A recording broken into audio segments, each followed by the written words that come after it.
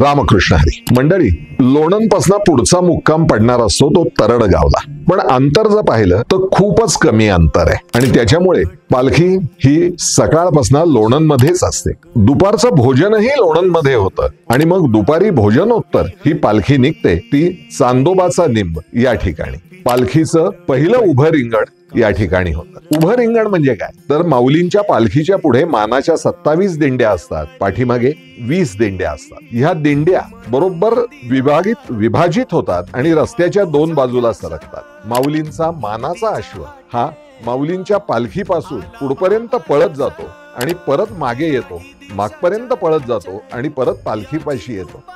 पालखीपाशी पादुकांसमोर हा अश्व सुद्धा नतमस्तक होतो आणि हे पहिलं उभं रिंगण संपन्न होतं. वारकरी या रिंगणाने अतिशय बेहोश होतात भक्तिभाव पाहून आणि लगबगीनं तरडगावाच्या दिशेनं निघतात. तरडगावला पालखीचा मुक्काम असतो.